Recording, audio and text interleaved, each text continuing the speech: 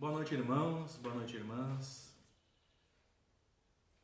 Neste momento, sereno nossa mente, os nossos corações, elevando nosso pensamento ao alto, a Jesus, nosso irmão e mestre, a Maria, mãe de todas as mães, a falange de amigos que nos acompanham, nos assistem e nos guiam. Vamos agradecer por esta oportunidade e pedir que nesse instante possamos nos concentrar a palavra e a reflexão do Evangelho. Que a cada palavra dita, que a cada frase manifestada possa nos servir da maneira mais sublime possível. Que a mensagem do Evangelho possa nos servir como bálsamo contra nossas dores, nossas aflições, nos permitindo seguir um caminho cada vez mais abençoado, mais próximo de Jesus. Pedimos que enquanto nos dedicamos à leitura do Evangelho, os nossos irmãos espirituais possam nos auxiliar, nos harmonizando, nos fortalecendo, sob o comando de Jesus, comandante maior. Boa noite. Hoje nós continuamos então na parte do Evangelho, continuando o estudo sobre a introdução do Evangelho. Hoje então nós vamos falar sobre as notícias históricas. Para bem se compreender algumas passagens do Evangelho, necessário se faz conhecer o valor de muitas palavras nelas frequentemente empregadas e que caracterizam o estado dos costumes e da sociedade judia naquela época. Já não tendo para nós o mesmo sentido, essas palavras foram com frequência mal interpretadas, causando isso uma espécie de incerteza. A inteligência da significação delas explica, ademais, o verdadeiro sentido de certas máximas, que à primeira vista pareciam singulares. Outra palavra que nós vimos seguido na Bíblia e nas Escrituras é a sinagoga. Sinagoga vem do grego, sinagoge. É uma assembleia, uma congregação. Um único templo havia na Judéia, o de Salomão, em Jerusalém, onde eles celebravam as grandes cerimônias do culto dos judeus. Todos os anos eles iam lá em peregrinação para as festas principais, principalmente as festas da Páscoa, da dedicação e dos tabernáculos. Por ocasião destas festas é que Jesus também costumava ir. As outras cidades não possuíam templos, apenas sinagogas, edifícios onde os judeus se reuniam aos sábados para fazer preces públicas sob as chefias dos anciãos e dos escribas, outros doutores da lei. E também realizavam leitura dos livros sagrados e aí explicavam sobre os temas. Por isso que Jesus também, nesse ponto aí, sem ele ser sacerdote, sem doutor da lei, também ele ensinava aí na sinagoga. Aí vem os saduceus. Os saduceus era uma seita judia. que se formou por volta do ano de 248 anos antes de Cristo, cujo nome veio de Sadoc, que era o fundador. Eles não acreditavam na imortalidade da alma, nem na ressurreição, nem nos anjos, tanto o anjo bom como o anjo mau, não acreditavam em nada. Entretanto, acreditavam em Deus, mas nada esperavam após a morte, porque eles não acreditavam, né, na imortalidade da alma. Só serviam tendo em vista recompensas temporais, ao que, segundo eles, se limitava à providência divina. Compensavam, assim, tinham a satisfação dos sentidos físicos por objetos essencial da vida. Quanto às escrituras, era o texto da lei antiga. Não admitiam tradição, nem interpretações. Colocavam as boas obras e a observância pura e simples da lei acima das práticas exteriores do culto.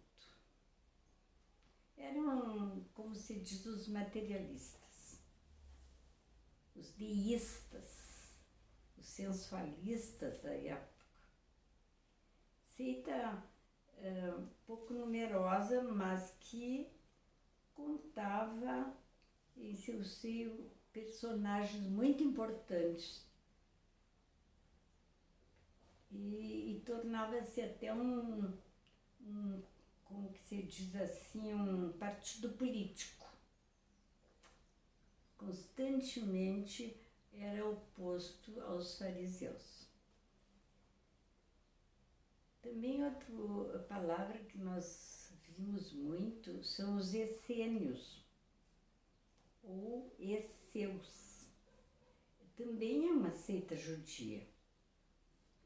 Foi fundada há cerca de 150 anos antes de Cristo, ao tempo dos Macabeus, e cujos membros, habitando uma espécie de mosteiros, formavam entre si uma associação moral e religiosa. Eles distinguiam-se pelos costumes brandos e por austeras virtudes. Ensinavam o amor a Deus, o amor ao próximo, a imortalidade da alma e acreditavam na ressurreição. Viviam em celibato, condenavam a escravidão e condenavam a guerra. Punham em comunhão os seus bens e se entregavam mais à agricultura. Eram contrários aos saduceus, sensuais, que negavam a imortalidade, aos fariseus de rígidas práticas exteriores e virtudes. Apenas era aparente. Nunca os essênios tomavam parte em querelas, que tornavam assim, antagonistas aquelas duas outras seitas, principalmente pelo gênero de vida que levavam. Assemelhavam-se, aliás, muito aos primeiros cristãos. E os princípios da moral que professavam induziam muito pessoas a supor que Jesus Antes de dar começo à sua missão pública, ele pertenceu a essa comunidade. É certo que ele conhecia, mas nada prova que ele seja filiado a essa seita. Outro importante são os terapeutas. Terapeutas vindo do grego, com TH, terapeu, formado de terapias. Servir, cuidar, isto é, servidores de Deus ou curadores. Eram sectários judeus, contemporâneos do Cristo. Viviam principalmente em Alexandria e Egito, e tinham muita relação com os essênios, cujos principais, eles adotavam assim os princípios, né, deles, aplicavam a prática de todas as virtudes e eram celibatários. E a alimentação deles era frugal. Filon, o filósofo, ele foi o primeiro a falar dos terapeutas, considerando uma seita do judaísmo. Eusébio, São Jerônimo e outros pais da igreja pensavam que eles eram cristãos, fossem tais ou fossem judeus. Isso aí nada prova. O que é evidente é que, do mesmo modo que os essênios, eles representavam o traço de união entre o judaísmo e o cristianismo. E é mais ou menos assim um resumo dessas notas históricas para entendermos melhor sobre as palavras que eram usadas naquela época. Casa Espírita Eulália Nogueira. Passe virtual.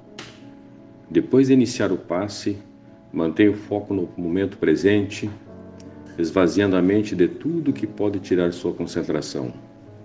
Eleve seu pensamento a Deus e mentalize seu lar, sua família, seus desejos. Em silêncio, evoque a proteção de Deus e de Jesus para o passe. Desejando, após a evocação, rogue o concurso do seu anjo da guarda ou dos espíritos superiores com os quais tenha maior afinidade. Sente-se confortavelmente, feche os olhos e procure afastar de sua mente quaisquer pensamentos negativos. Respire fundo, pausadamente, com calma e confiança.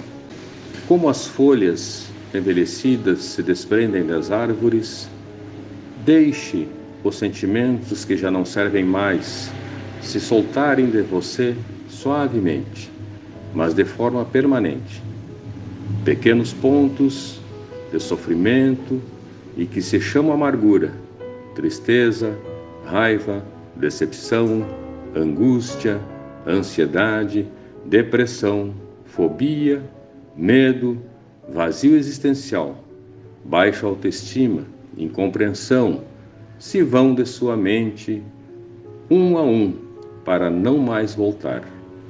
O vento de vida leva-os para longe, sem que possam retornar e refazer o vínculo pernicioso. Pouco a pouco, a árvore de suas emoções vai se esvaziando de negatividades, até mostrar-se limpa e pronta para a renovação. Sentindo-se leve, sem o peso das folhas mortas que se desprenderam e se foram, você recebe agora suavemente, sobre o corpo e a alma, a água da vida que cai em abundância dos céus. Esta água limpa, higieniza, purifica, desobstrui e tonifica todas as células do seu ser. Nada fica fora da sua ação renovadora. Ao tempo que limpa e hidrata o corpo, o líquido cristalino descedenta o espírito, aplacando a aflição, a ansiedade e a inquietação.